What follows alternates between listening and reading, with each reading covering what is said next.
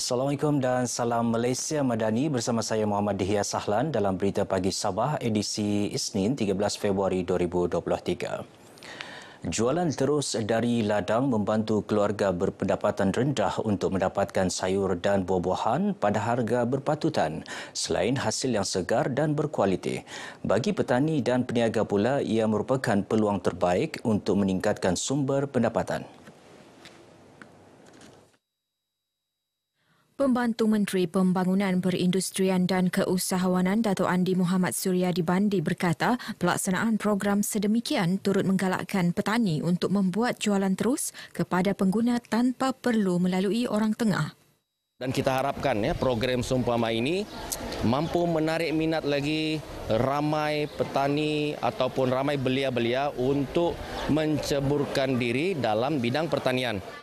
Beliau berkata demikian selepas merasmikan program promosi buah-buahan bermusim tempatan dan jualan terus dari ladang di Dewan Terbuka Kampung Merotai, Tawau. Dato' Andy yang juga ahli Parlimen Kalabakan mengajak belia di daerah ini untuk menceburi bidang pertanian bagi menampung bekalan makanan, seterusnya menghasilkan pulangan lumayan. Program 2 hari anjuran Lembaga Pemasaran Pertanian Persekutuan Fama ini disertai 18 usahawan tempatan. 1,000 penduduk melibatkan 130 rumah dari beberapa kampung di daerah Ranau menerima manfaat bekalan lampu solar melalui program projek solar Biofood 3.0 Persatuan Usahawan dan Profesional Wanita Sabah Suepah. Antara kampung terlibat ialah Kampung Paus, Tinanom, Panulangon, Walau dan Kampung Kodop. Menteri Pembangunan Luar Bandar Datuk Jahid Jahim berkata sehingga kini projek solar Barefoot hasil inisiatif Suepah telah memberi manfaat kepada kira-kira 3,000 penduduk luar bandar melibatkan 330 rumah. Katanya pencapaian itu adalah yang membanggakan kerana berjaya membawa sistem solar untuk pencahayaan rumah di kawasan yang tidak mempunyai bekalan elektrik. Beliau berucap demikian dalam majlis penutupan projek solar Barefoot 3.0 di Kota Kinabalu. Teks ucapannya dibacakan Pembantu Menteri Pembangunan Luar Bandar Samad Jamri. Sementara itu, Presiden Suepah Siti Bahaya Damsal berkata dalam projek solar Barefoot 3.0 ini, Suepah sekali lagi melahirkan Mama Solar dengan menghantar penduduk Kampung Paus, Ingai Suging untuk mempelajari cara-cara pemasangan dan penyelenggaraan unit solar selama 5 bulan di College Barefoot India. Yes, definitely. Yeah, we are positive because we meet the target. Berapa rumah kami target. We meet orang kampung pun macam tadi kamu interviewkan. Mereka pun dapat manfaat dari segi anak-anak yang boleh belajar apa semualah. Ya. Perasaan saya sangat gembira lah karena saya sebagai ibu yang buta huruf telah terpilih menjadi sula mama. Banyak yang kami pelajari di sana, contohnya pemasangan solar dan membuat ini patung, dan kami juga belajar tentang cara membuat organik. Terima kasih bagi pihak Suepah karena mereka bagi kami keutamaan dan pendapat untuk menolong kami orang kampung di sana karena selama ini belum lagi ada elektrik. Projek solar Barefoot 3.0 merupakan projek terakhir Suepah bagi projek solar dan seterusnya akan memfokuskan visi asal persatuan iaitu memperkasa usahawan dalam usaha mempertingkatkan ekonomi Sabah. Kerajaan perlu mempertimbang pembinaan sebuah jambatan konkret di Kampung Ansuan dan Baba Telupit yang menjadi penghubung utama ke pekan daerah berkenaan. Ketika ini, penduduk kampung terpaksa mendapatkan ihsan feri daripada syarikat ladang di kawasan itu untuk menyeberangi sungai ke pekan selain menggunakan jambatan gantung yang sering mengalami kerosakan akibat banjir. Menurut Adun Telupit, Johnny Bon Jekurum, permohonan untuk membina jambatan tersebut sebelum ini pernah dikemukakan kepada Kementerian Pembangunan Luar Bandar namun tidak dapat dilaksanakan berikutan kekangan peruntukan selain faktor peralihan tampuk kepimpinan. Saya merayu kepada kerajaan, tolonglah supaya jambatan konkret ini dapat direalisasikan. Berpuluh tahun sudah kami minta untuk kawasan kita. Beliau ditemui pemberita RTM selepas menyampaikan bakul makanan di Kampung Ansuan dan Baba Telupit. Sementara itu, penduduk kampung berharap kerajaan memandang serius keperluan berkenaan.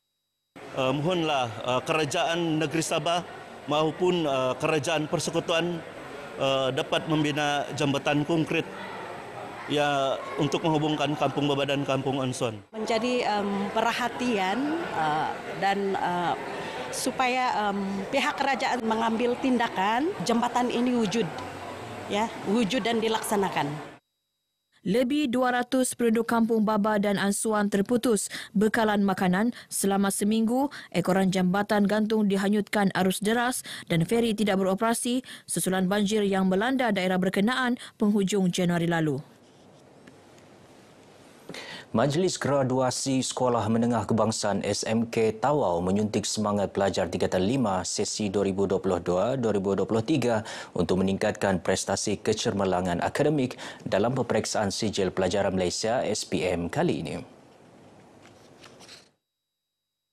Pembantu Menteri kepada Ketua Menteri Datuk Nizam Abu Bakar Titingan berkata ia juga bagi mengiktiraf usaha pelajar melonjakkan prestasi sekolah sekaligus meningkatkan pencapaian Indeks Utama Prestasi KPI sekolah.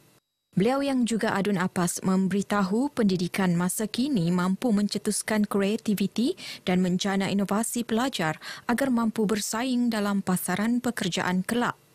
Dan kita berharap segala ruang dan peluang yang telah tersedia di hadapan mereka oleh kerajaan yang ada pada hari ini dapat dimanfaatkan oleh semua pihak, termasuklah pelajar-pelajar untuk menjadi pelajar yang cemerlang.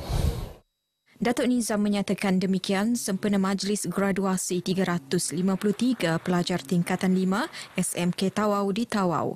Sementara itu, Pengetua SMK Tawau, Majlis Sabrin berharap kerja keras para guru mendidik pelajar akan membuahkan hasil yang cemerlang demi masa depan pelajar selain mengharumkan nama sekolah dan negeri. Ini merupakan satu kebanggaan kepada pelajar-pelajar itu sendiri dan kepada ibu bapa dan juga kepada sekolah kerana mereka ini telah mengharumkan sama ada sekolah, daerah, negeri dan juga kebangsaan atas kejayaan dan pencapaian yang telah mereka laksanakan. Awal anak-anak adalah acuan terbaik dalam melahirkan lebih ramai modal insan cemerlang di negeri ini. Yang di-Pertua Pertubuhan Muafakat Titipan Amal Isteri Wakil Rakyat Gabungan Rakyat Sabah, Mutiara JRS Datin Seri Panglima Julia Salak menyatakan demikian ketika berucap rasmikan Majlis Convocation dan Penyampaian Anugerah Cemerlang Tadika Kintiau Kinarut ke-35 di Kinarut. Menurutnya, pengorbanan ibu bapa dan guru mendidik anak-anak di peringkat awal adalah jaminan masa depan cemerlang anak-anak. Selaras hasrat Pelan Pembangunan Sabah Maju Jaya, SMJ melahirkan modal insan cemerlang. Tambah beliau, kecemerlangan anak-anak di peringkat awal turut dipengaruhi hubungan erat antara ibu bapa dan guru serta kaki tangan sekolah. Dalam majlis ini, 68 kanak-kanak dari kelas Tadika B2 berjaya menamatkan pembelajaran masing-masing. Inisiatif pendigitalan yang dilaksana Jabatan Pengangkutan Jalan JPJ khususnya bagi cukai jalan mendapat reaksi positif rakyat Sabah. Masing-masing menyifatkan langkah berkenaan seiring perkembangan teknologi semasa selain memudahkan penggunaan jalan raya. Bila tidak pakai road tax, semua digital, dia memudahkan kita lah. Tidak perlu lagi ke JPJ berbaris ataupun pergi renew di mana-mana untuk berbaris dan tidak mengotorkan saya punya cermin lah. Saya rasa jimat masalah. Saya rasa baguslah kalau misalnya sekarang secara digital. Lagi satu kan sekarang memudahkan semua di ujung jari, jadi memudahkan orang lah. Itu okeylah supaya kan lagipun kan sekarang kalau kita lekat-lekat begini kan kaca tu kan kalau kan kita buka kan ya kotor. Lagi baguslah buat yang asal lah. Saya rasakan memang juga mau penambahbaikan tu kan, penambahbaikan untuk JPJ. Tapi bukan masalah tu mungkin berkaitan dengan orang-orang tua ke apakah, kereta pinjam ke kereta sewa ke kan. Jadi saya rasakan lebih baik guna yang asal lagi lah. Ini satu perubahan yang baru bagi kita, jadi kita ambil positif dulu lah. Jadi sudah dilaksanakan baru kita boleh lihat apa yang baik, apa yang buruk dia lah. Jadi bagi saya ikut sajalah dulu. Oke ya, bagus lah. Sebab dia itu 2-3 kali itu dia berpayah sudah itu. Tapi yang sekarang mau dia online ialah jangan putus lah. Sekarang masuk pun susah sudah masuk, banyak orang masuk kan. Bermula 10 Februari lalu, Menteri Pengangkutan Anthony Loke Siu Fook mengumumkan kenderaan persendirian tidak lagi diwajib mempamerkan cukai jalan di kenderaan masing-masing. Sebaliknya, hanya perlu menunjukkan dokumen tersebut melalui aplikasi MyJPJ yang dibangunkan secara dalaman. Inisiatif ini akan dilaksana secara berperingkat dengan fasa pertama membabitkan kenderaan persendirian individu termasuk motosikal bagi warga negara. Ya, amalan mulia menderma darah perlu dijadikan sebagai gaya hidup sihat dan secara tidak langsung dapat memupuk semangat tolong-menolong dalam membantu pesakit memerlukan. Kenyataan ini disokong masyarakat sekitar Kota Kinabalu yang ditemui RTM ketika program Jom Derma Darah anjuran unit perubatan transfusi Hospital Queen Elizabeth II di Kota Kinabalu.